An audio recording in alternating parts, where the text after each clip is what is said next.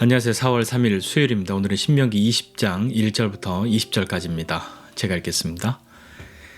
내가 나가서 적군과 싸우려 할 때에 말과 병거와 백성이 너보다 많음을 볼지라도 그들을 두려워하지 말라. 애굽 땅에서 너를 인도하여 내신 내 하나님 여호와께서 너와 함께 하시느니라. 너희가 싸울 곳에 가까이 가면 제사장은 백성에게 나가서 고하여 그들에게 말하여 이르기를 이스라엘아 들으라. 너희가 오늘 너희의 대적과 싸우려고 나왔으니 마음에 겁내지 말며 두려워하지 말며 떨지 말며 그들로 말미암아 놀라지 말라.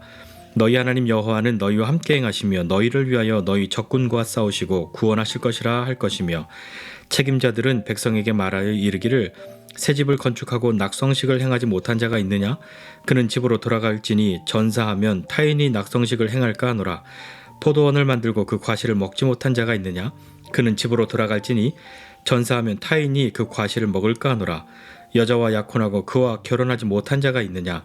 그는 집으로 돌아갈지니 전사하면 타인이 그를 데려갈까 하노라 하고 책임자들은 또 백성에게 말하여 이르기를 두려워서 마음이 허약한 자가 있느냐?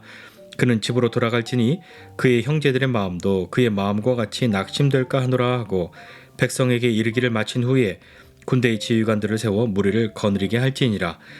내가 어떤 성읍으로 나아가서 치려할 때에는 그 성읍에 먼저 화평을 선언하라. 그 성읍이 만일 화평하기로 회답하고 너를 향하여 성문을 열거든 그 모든 주민들에게 내게 조공을 바치고 너를 섬기게 할 것이요 만일 너와 화평하기를 거부하고 너를 대적하여 싸우려 하거든 너는 그 성읍을 애워쌀 것이며 내 하나님 여호와께서 그 성읍을 내 손에 넘기시거든 너는 그 칼날로 그 안에 남자를 다 쳐 죽이고 너는 오직 여자들과 유아들과 가축들과 성읍 가운데 있는 모든 것을 너를 위하여 탈취물로 삼을 것이며 너는 내 하나님 여호와께서 내게 주신 적군에게서 빼앗은 것을 먹을지니라. 내가 내게서 멀리 떠난 성읍들 곧 이 민족들에게 속하지 아니한 성읍들에게는 이같이 행하려니와 오직 내 하나님 여호와께서 내게 기업으로 주시는 이 민족들의 성읍에서는 호흡 있는 자를 하나도 살리지 말지니 곧 헷 족속과 아모리 족속과 가나안 족속과 브리스 족속과 히위 족속과 여부스 족속을 내가 진멸하되 내 하나님 여호와께서 내게 명하신 대로 하라. 이는 그들이 그 신들에게 행하는 모든 가증한 일을 너희에게 가르쳐 본받게 하여 너희가 너희의 하나님 여호와께 범죄하게 할까 함이니라. 너희가 어떤 성읍을 오랫동안 애워싸고 그 성읍을 쳐서 점령하려 할 때에도 도끼를 둘러 그곳에 나무를 찍어내지 말라. 이는 너희가 먹을 것이 될 것임이니 찍지 말라. 들의 수목이 사람이냐? 너희가 어찌 그것을 애워싸겠느냐? 다만 과목이 아닌 수목은 찍어내어 너희와 싸우는 그 성읍을 치는 기구를 만들어 그 성읍을 함락시킬 때까지 쓸지니라. 아멘. 신명기 20장은 전쟁에 대한 이야기들을 하고 있는데요. 모세가 이스라엘 백성들에게 전쟁에 대해서 이야기합니다. 지금 이스라엘 백성들의 앞에 있는 가장 첫 번째 전쟁은 이 가나안 땅을 정복하는 정복전쟁이고요. 정복전쟁만 하고 끝나지 않고 여러 이민족과의 싸움들이 또 전쟁들이 계속 있을 거죠. 그러니까 그때는 어떻게 해야 될 것인지에 대해서 이야기하고 있는데 적군과 싸우려고 할 때에 말과 병거와 백성의 숫자를 보고 너보다 많다 하여 겁내지 말라라고 이야기합니다. 근데 생각해보면 현대의 전쟁도 그렇지만 고대의 전쟁은 더더군다나 국력이 세면 그러니까 군사가 많고 무기가 많고 그 화력이 강력하면 훨씬 유리한 그런 전쟁을 치를 수 있지 않습니까? 한번 상상해 보십시오. 전쟁을 하려고 넓은 들판에 마주 섰는데 우리의 군대는 한 2,000명쯤 되는데 적은 10만입니다. 그러면 싸울 용기가 생기겠습니까? 그 싸움을 꼭 해야 될 싸움입니까? 벌써 그것만 보더라도 이 싸움에 대한 결과가 눈앞에 훤하기 때문에 싸우고자 하는 의지조차도 생기지 않게 되는 그런 일이 있을 거죠. 그런데 모세는 이 백성들에게 무엇이라고 말하냐면 말과 병거와 백성이지만 그 군인 아닙니까? 그 숫자가 너보다 많다고 해서 절대로 두려워하지 말라라고 말씀하는 거죠. 왜냐하면 너희는 말과 병거와 군인의 숫자가 적을지라도 너희를 애굽에서 이끌어내신 너희 하나님이 너희와 함께 하시느니라 라는 것으로 이스라엘 백성들이 치루어야 하는 전쟁에 대한 개념을 선언해주고 있는 것입니다. 그러니까 계속해서 2절 이하에 쭉 보면 그렇게 전쟁터에 가까이 가서 제사장이 해야 될 말이 있고 또 그 전쟁에 책임 맡은 사람들, 군대를 모집하고 지휘해야 하는 사람들이 해야 될 일들이 있는 것이죠. 가장 먼저 이야기하는 것은 겁내지 말고 두려워하지 말라라고 하는 것입니다.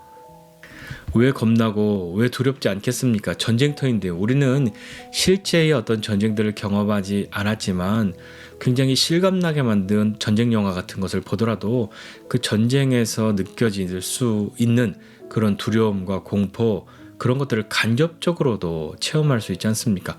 그 간접적인 체험이 그러한데 실제는 어떠하겠습니까? 그런데 거기에다가 적군이 우리의 말과 병거와, 그러니까 우리의 무기보다도 많고 군대도 엄청 많다고 한다면 더 두렵지 않겠습니까? 그런데 그때에 제사장들이 하는 이야기는 너희는 오늘 이 적군과 싸우러 나왔으니까 두려워하지 말고 겁내지 말라라고 이야기하는 거죠. 이유는 같습니다. 하나님 너희와 함께 하신다입니다. 너희를 위하여 너희 적군과 싸우시고 구원하실 것이다 라고 말씀하고 있는 거죠. 두려워하지 말라고 이야기하였고 또 그 전쟁에 합당하지 않은 사람들을 돌아가도록 하였습니다. 어떤 사람들이냐면 새집 짓고 아직 낙성식을 못한 사람, 포도원을 만들었지만 아직 그 추수를 못한 사람, 또 약혼했는데 아직 결혼하지 않은 사람, 그들은 집으로 돌아가라. 너희가 여기서 전사하면 그렇게 하나님께서 우리를 여기 정착하여서 하나님의 백성으로 하나님과 함께 살아가는 이 땅에서 너희에게 주신 그것을 누리지 못하니까 돌아가라 라고 이야기하였고, 또 그 다음에 두려워서 마음이 허약한 사람, 그러니까 좀 쉽게 얘기하면 굉장히 겁나고 마음이 쫄리는 사람, 그런 사람들 돌아가라 이야기하지 않았습니까? 왜 그랬을까요? 너희같이 그렇게 겁 많은 사람, 나 뭐도 못 해봤는데 하는 그런 사람은 다 필요 없다. 너희는 나고자야. 그런 것을 말하는 것이 아니라 하나님이 함께 하시는 전쟁은 군인의 숫자로 하는 전쟁, 말과 병거의 숫자로 하는 전쟁이 아니기 때문인 거죠. 이 전쟁에서 필요한 군인의 숫자는 정해져 있지 않습니다. 다만 그것이 몇 명이 되었던 몇만 명이 되었던 간에 마음에 두려움 없이 하나님을 믿는 그 믿음으로 나가는 그런 군대가 이 백성들에게는 필요했던 것이죠. 10절 이하에는요, 전쟁을 어떻게 해야 되는지에서 이야기하고 있는데, 먼저 나가서 무조건 싸움을 걸고 전쟁을 할 것이 아니라 먼저는 화평을 선언하고 그것을 그쪽이 받아들이고 너희를 향해서 성문을 열면 그들에게서 조공도 받고 너희를 섬기게 그렇게 할 것이다 라고 말씀하시고, 만일 화평하기를 거부하면 너희는 그 성읍을 에워싸고 하나님께서 그 성읍을 너희에게 넘기시면 그 안에 있는 남자들은 다 죽이고 여자와 아이들은 살려두라 라고 말씀합니다. 그러나 모든 싸움에서 이렇게 할 것이 아니라 하나님 너희에게 기업으로 약속의 땅으로 주신, 언약으로 주신 그 땅에 있는 백성들과 전쟁할 때에는 그렇게 할 것이 아니라 어떤 사람도 살려두지 않고 호흡 있는 모든 사람들은 다 죽이라 라고 말씀하고 있는 거죠. 그들은 누구냐면 헷 족속, 아모리 족속, 가나안 족속, 브리스 족속, 히위, 여부스, 이런 족속들은 전부 진멸하라 라고 말씀하고 있습니다. 왜 다른 이방의 적군들과 싸울 때는 남자만 죽이고 여자와 아이들은 살려두었는데 이 가나안 땅에 있는 약속의 땅으로 주신 이 민족들과 싸울 때에는 호흡 있는 모든 사람들을 죽이라고 말씀하셨을까요? 그 이유는 무엇이냐면 18절에 그들이 그 신들에게 행한 그 가증한 일들, 우상을 섬기는 그런 것들을 이스라엘 백성들에게 가르치고 이스라엘 백성들이 그것을 배워서 그것을 행함으로 하나님께 범죄할까 하노라 라고 말씀하고 있는 겁니다. 가나안이라고 하는 것은요, 그저 좋은 땅이 아니라 하나님과 함께 하나님의 백성으로 살아가는 그 땅이니까, 하나님의 다스리신 가운데 있는 그 땅을 살아가는 이 백성들이 하나님이 금하신 것들, 그것을 하는 백성으로 있어야 하겠습니까? 그것은 결코 그 땅 가운데서 이 백성에게 용납할 수 없는 일인 것이죠. 그러니까 이 약속의 땅에 있는 그 민족들과 싸울 때에는 호흡 있는 모든 사람들을 진멸하라 라고 말씀하고 있습니다. 그리고 성읍을 오래 둘러싸서 그 성을 공격하는데 시간이 오래 걸릴 때에는 나무들을 다 잘라내지 말라라고 말하는 거죠.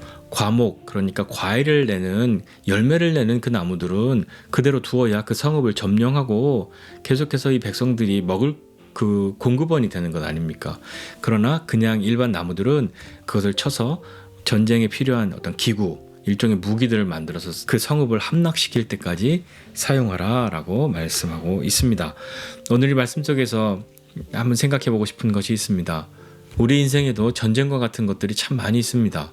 그런데 하나님 나라의 전쟁, 하나님이 함께 하시는 전쟁, 하나님의 명령을 하는 전쟁, 하나님의 백성의 그 전쟁은 말과 병거와 군인의 숫자로 하는 전쟁이 아님을 다시 한번 기억해야 합니다.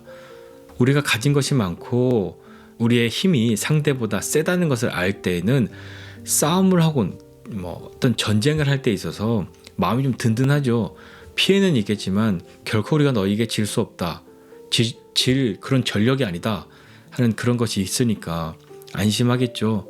붙어볼만 하겠죠. 누가 쳐들어와도 비교할 것 아닙니까? 네가 센가 내가 센가 계산을 다 해보고 우리가 훨씬 세구나 하면 싸우지 않겠습니까? 그러나 하나님의 백성은 말과 병거와 군인의 그 숫자로 하는 싸움이 아닌 거죠. 나중에 이스라엘은요, 자기들이 힘이 약해지니까 애굽에 말과 병거를 그걸 좀 보내달라고 하고 그걸 의지하려고 하는 거거든요. 말과 병거를 의지할 것이 아니라 하나님을 의지해야 하는 그 싸움이 하나님의 백성들의 전쟁이란 말입니다. 우리의 전쟁은 어떻습니까? 우리도 전쟁 같은 그런 시간들을 보내고 있죠. 말과 병거와 군인의 숫자를 헤아리고 있습니까? 그 계산으로 해볼 만한 전쟁이다. 그렇게 계산하십니까? 그러나 믿는 우리가 이 전쟁을 치르는 그런 마음은 말과 병거와 군인의 숫자를 헤아리는 것이 아니죠.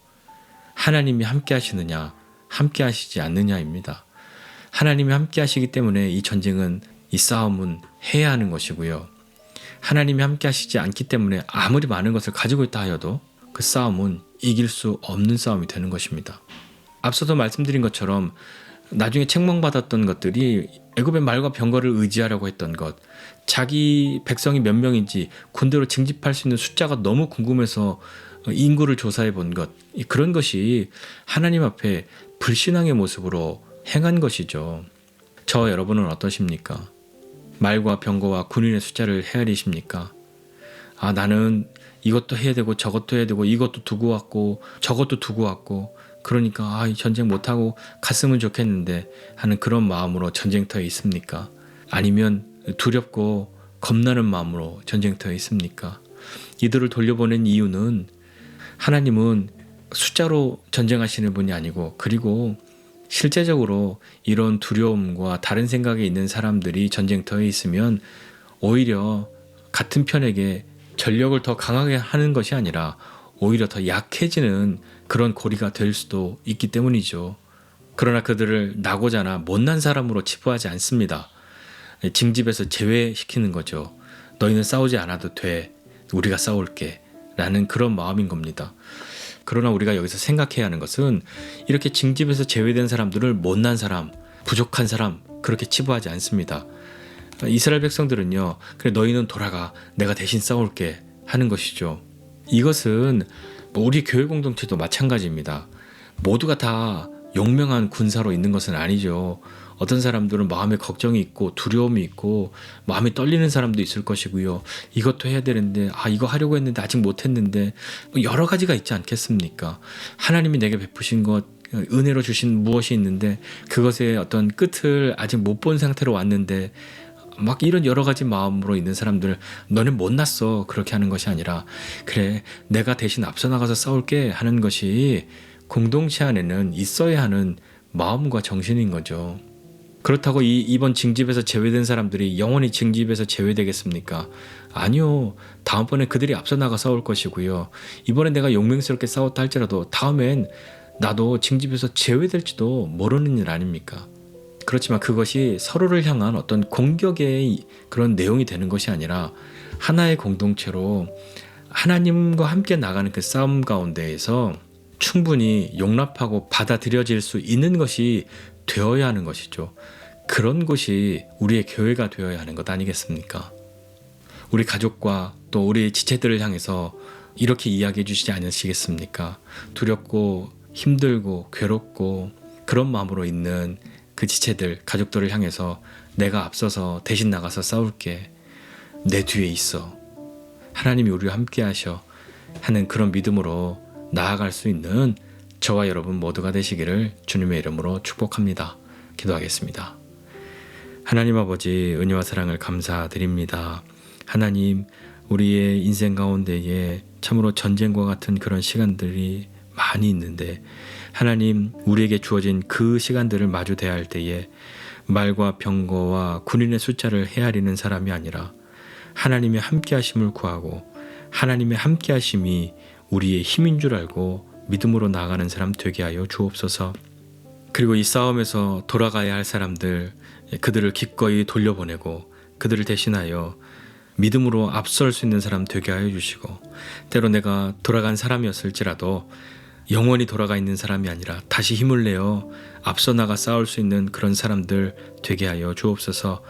그렇게 같은 마음으로 하나님과 함께하는 것을 경험하는 우리의 가정, 또 우리의 교회 될 수 있도록 주님 은혜를 더하여 주시옵소서. 오늘도 우리에게 주신 이 하루를 주님과 함께하는 것이 우리의 힘인 줄 알고 용기 있게 살아가는 모두 되게 하여 주옵소서.